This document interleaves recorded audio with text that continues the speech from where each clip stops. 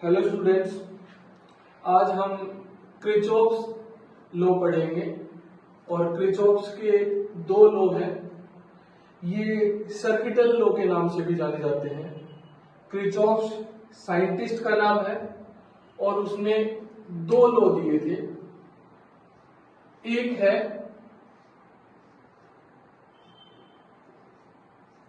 Kirchhoff's first law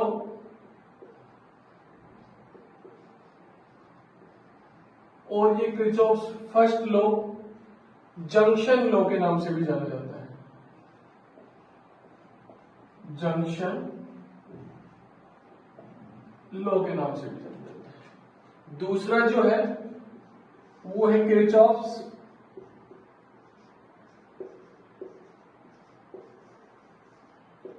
second law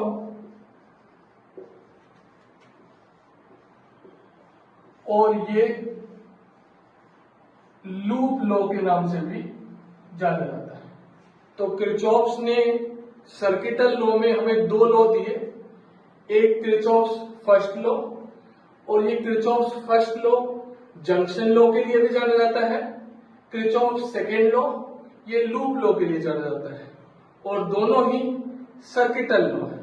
law जो है ये जंक्शन लॉ के नाम से भी जाना जाता है।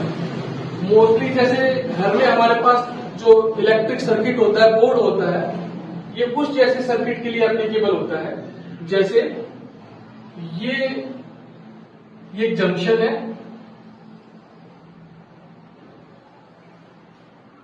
यहां से I1 करंट एंटर कर रहा है इस जंक्शन में, यहां से I2 करंट एंटर कर रहा है इस जंक्शन में और यहां से I3 करंट जो है वो लीव कर रहा है इस जंक्शन से। तो इसके लिए कोई हार्ड एंड फास्ट रूल नहीं है पहले से।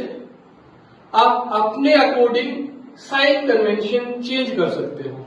जैसे हमने अज्यूम कर लिया कि the current which is moving towards the junction is taken as positive and the current which is leaving away from the junction is taken as negative. As per Kirchhoff's first law statement, it states that in any circuit, the algebraic sum of current at any junction is equals to 0. It means summation of I equals to 0. ये इसका mathematical expression है और इस junction के लिए जब हम apply करेंगे तो I1 plus I2 plus minus I3 equals to 0 because current I1 and current I2 are moving towards the junction, so they are taken as positive while the current I3 is moving away from the junction, so it is taken as negative. As per Kirchhoff's first law, the algebraic sum of currents meeting at any junction is equals to 0.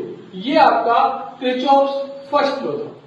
Kirchhoff's second law जो है ये काफी important है भाई। इसके ऊपर mostly numericals आते हैं। Kirchhoff's second law और ये लूप लॉ के नाम से भी जाना जाता है। देखना हमारे पास और सबसे इंपॉर्टेंट कैरेक्टरिस्टिक्स इसकी ये है कि ये क्लोज सर्किट के लिए एप्लीकेबल होगा। अब हमारे पास देखना ये एक सर्किट है, ये रेसिस्टर है,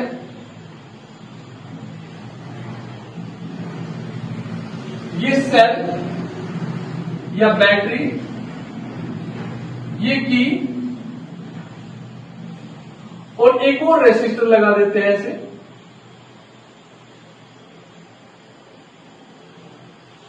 ये R1 एक रेसिस्टर है जिसका रेसिस्टेंस R1 है, ये एक रेसिस्टर है जिसका रेसिस्टेंस R2 है।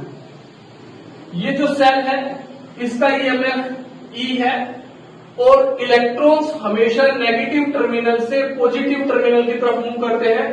तो इलेक्ट्रॉन करंट जो है वो हमेशा इलेक्ट्रॉन के मोशन के अपोजिट डायरेक्शन में मूव करता है।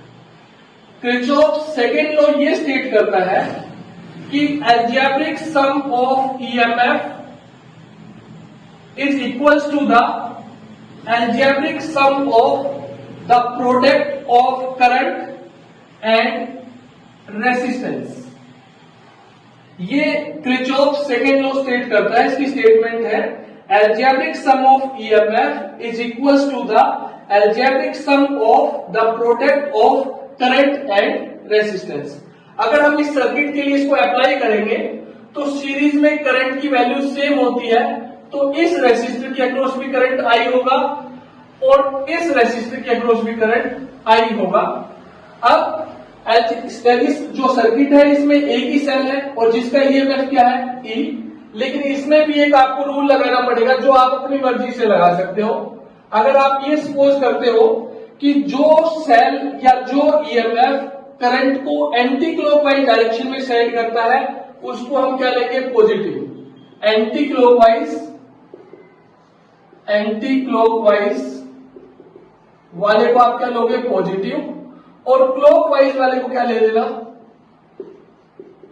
क्लॉकवाइज वाले को ले लेना आप नेगेटिव। अब देखिए ये जो सर्किट है इसमें करंट जो है वो क्लॉकवाइज डायरेक्शन में सेंड हो रहा है, तो हम इस ईएमएफ को क्या लेंगे माइनस ही, क्योंकि हमने बोल दिया कि हम एंटी क्लॉकवाइज वाले को क्या लेंगे पॉजिटिव और क्लॉकवाइज वाले को क्या लेंगे नेगेटिव। तो ये जो सोर्स ऑफ ईएमएफ है ये सर्किट में करंट किस डायरेक्शन में सेंड कर रहा था क्लॉकवाइज डायरेक्शन में, इसलिए हमने ईएमएफ के सामने किसका साइन ले लिया माइनस का, और इस सेल में एक ही सेल है इसलिए उसका ईएमएफ क्या है ई। राइट साइड में इसमें भी सर्किट के अंदर जो करंट है वो देखिए ये जो हमने एरो लगाई है ये एंटी क्लॉकवाइज डायरेक्शन की एरो है और करंट जो है ये क्लॉकवाइज डायरेक्शन में सेंड कर रहा है, क्योंकि ये आगे आकर के इस सर्किट को फॉलो करेगा। तो हम करंट को भी क्या लेंगे, इनका प्रोडक्ट को भी क्या लेंगे नेगेटिव, तो माइनस आई R1 और माइनस आई R2। अब दोनों में माइनस कॉमन है, कॉमन निकाल के कैंसिल कर देंगे तो minus E equals to minus I R1 plus I R2, तो ये माइनस से माइनस कैंसिल हो गया। इस तरह से किरचॉफ सेकेंड लॉ को आप न्यूमेरिकल में अप्लाई कर सकते हो। Thank you.